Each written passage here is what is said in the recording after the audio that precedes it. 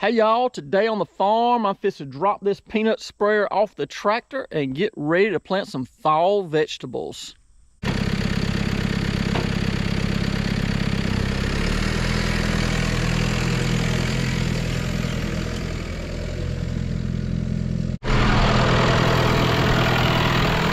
I already planted green beans under this pivot right here, some fall green beans.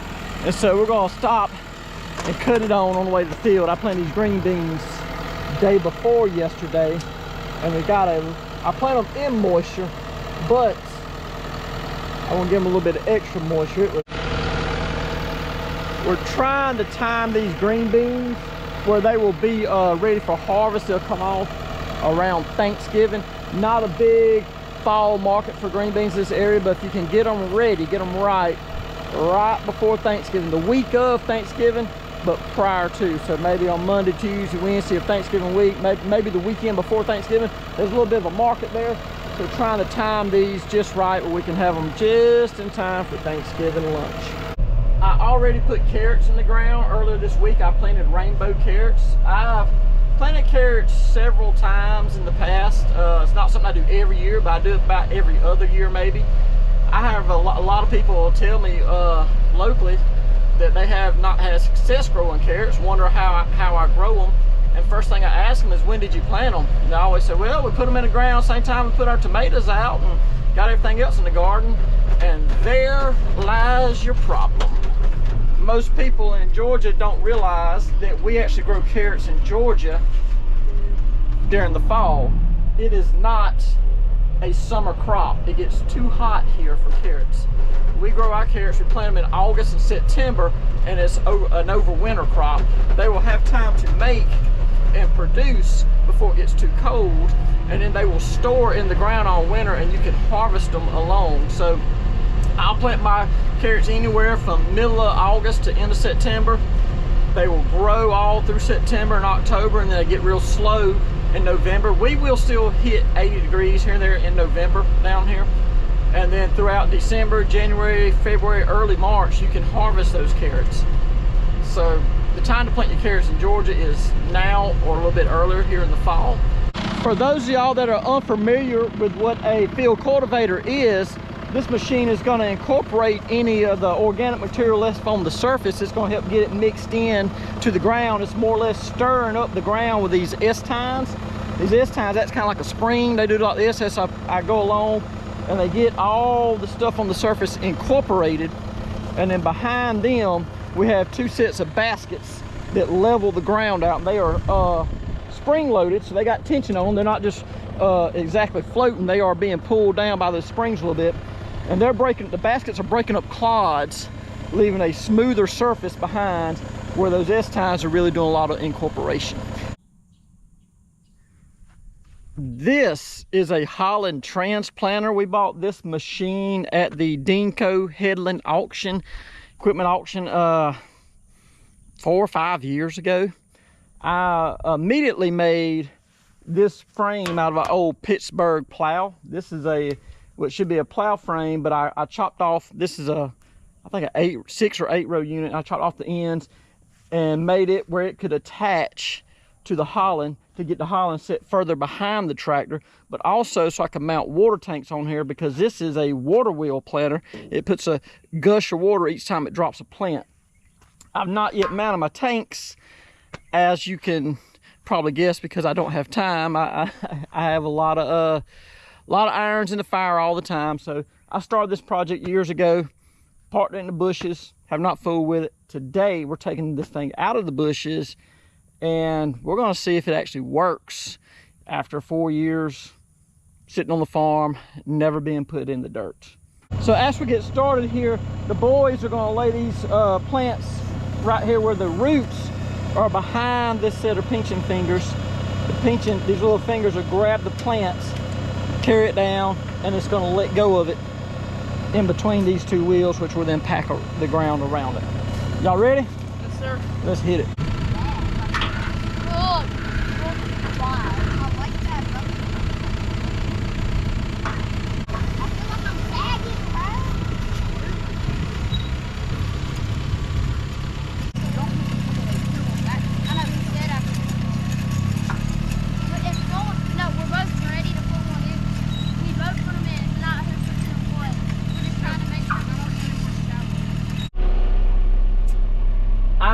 guidance to drive the tractor. I'm not holding the steering wheel.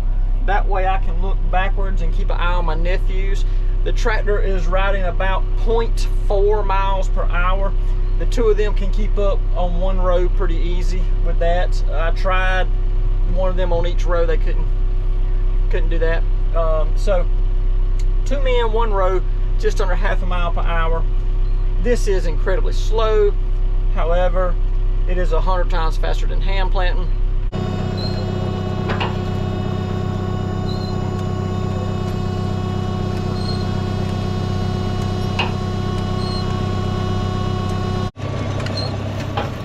Harris Brown from Blakely Feed and Seed came out to get on the tractor. So I jumped on the back here with my nephews, and I'm doing 1 row while they're doing a row together. Had to teach Harris how to drive auto track. He'd never driven an auto steer before. He's still learning. With my help out here riding on the irrigation while we're getting the tractor turned around. Go ahead and line it up. Come on, dudes! I use Young Help a lot of times. And the good thing about Young Help is they're ready to go at drop of a hat and say, hey, y'all ready? Come in there and pick them up, we're ready to go.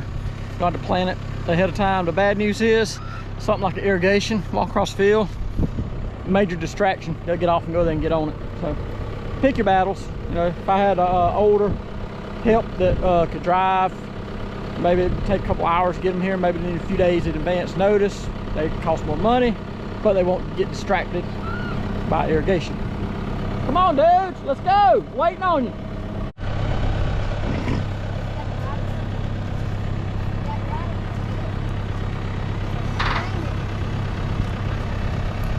Watch out, boys. I'm gonna let them down when I get.